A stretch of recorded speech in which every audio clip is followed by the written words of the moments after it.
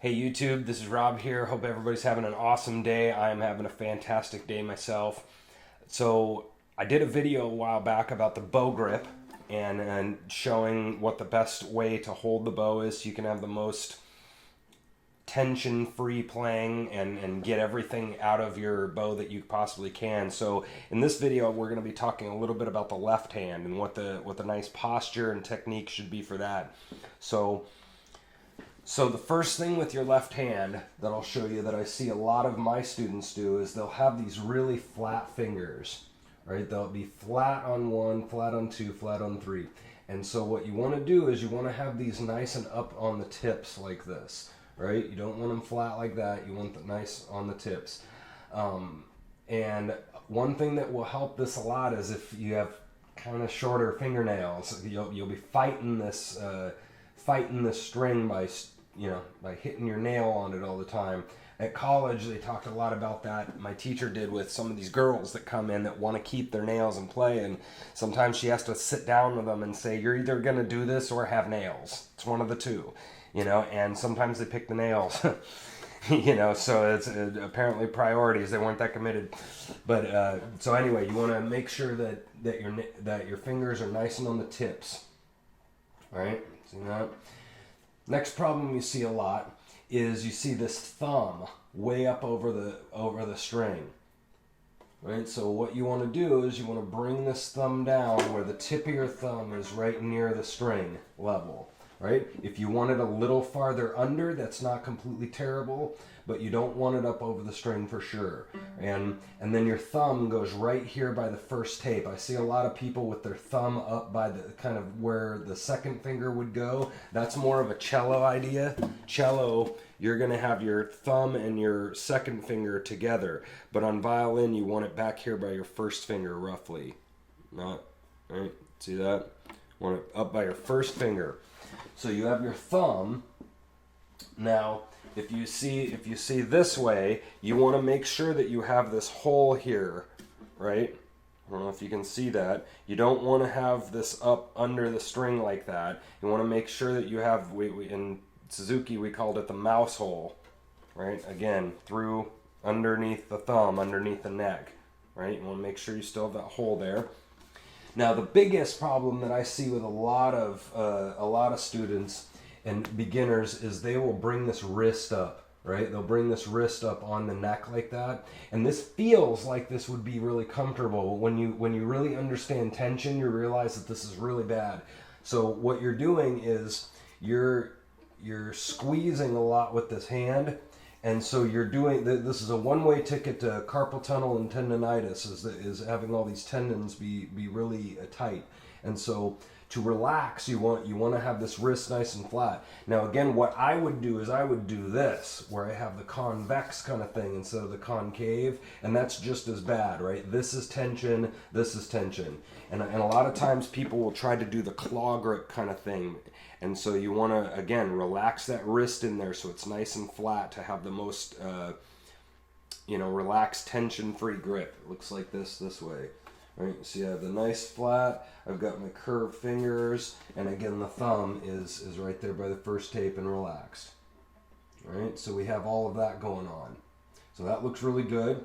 Now another problem that I see is what we call the contact point.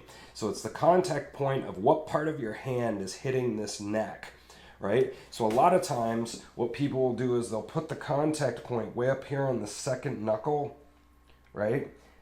And so it kind of looks like this, where they'll have the contact point up here where the neck is on their second knuckle. But what you need to do is you need to move your hand up in the neck, and where your contact point is down here by your kind of palm knuckle. I don't know what this is called, but your palm knuckle here, right? So instead of having it all flat and under, you move it up like this, right? Notice I still have my little mouse hole. I have my thumb here, but instead of having it all under, you move it up like this. The advantage of doing that is look at how long my fingers are now. I can totally reach over here on this C string.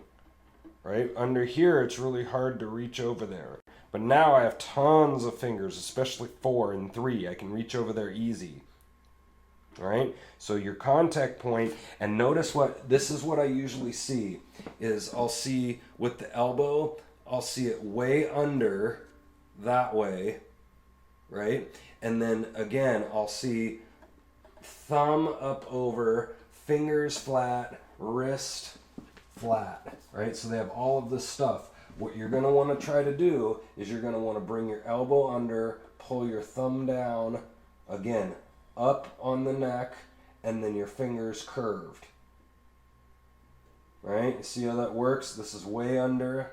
That's bad. Bring everything around and your hand tilts, rotates around. The way to practice this is, you see how I'm grabbing all the way over and putting 1, 2, 3, 4 on the C or G string for violin, right?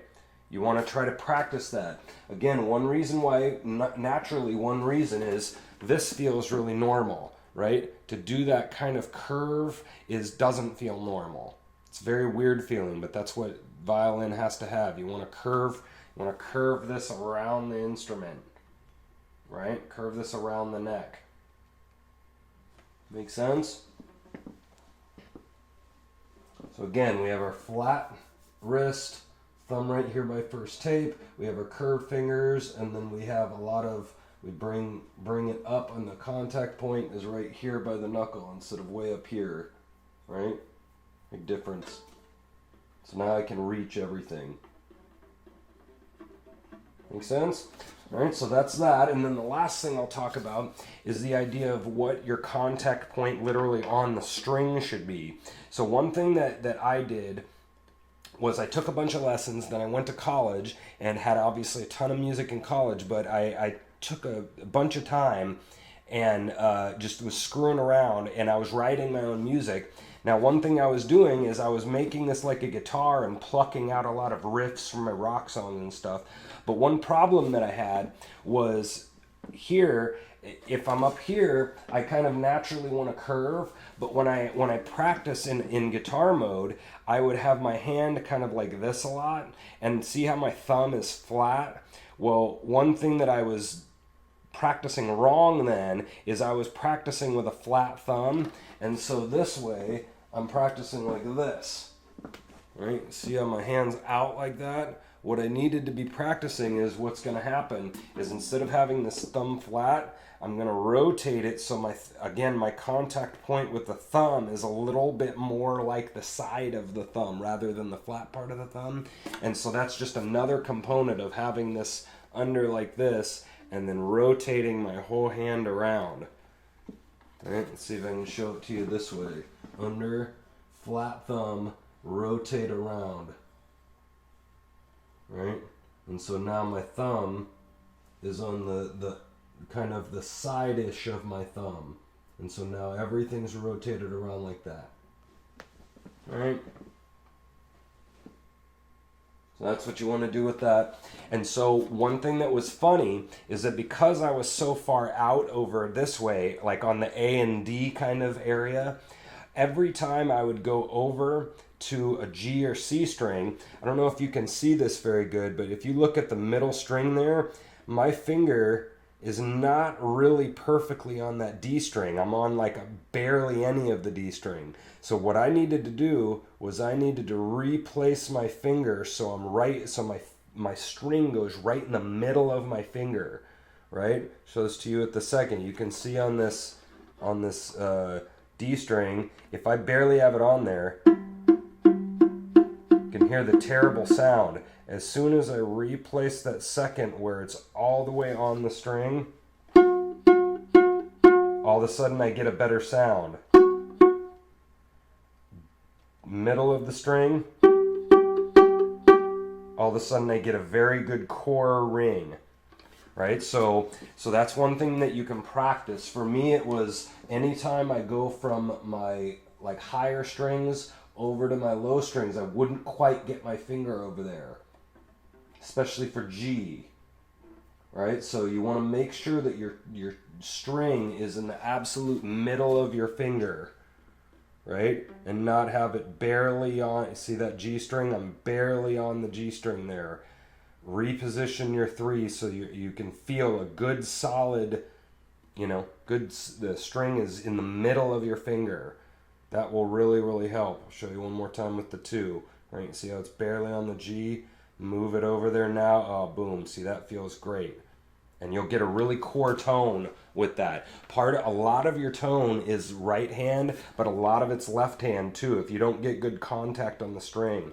And so part of the flatness of your fingers that we talked about earlier, one thing that will help is to get a nice curve to your fingers there, will give you nice contact on the string. All right? So those are all left hands, so let me show you what this looks like with just playing, you know. See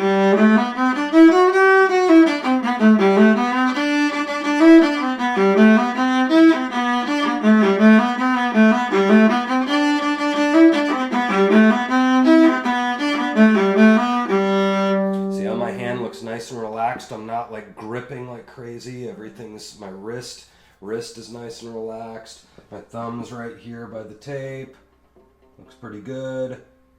Right? I have my contact point. See how much reach I have with my fingers here. Right?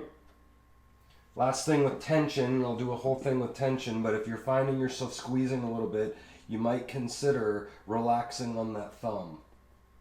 You might consider relaxing the thumb just a little bit. And not anytime you squeeze, again, you squeeze without your thumb and it's not that hard, but as soon as you engage your thumb, all of a sudden you get a ton of tension. So if you relax that thumb a little bit, it's gonna loosen up your whole hand.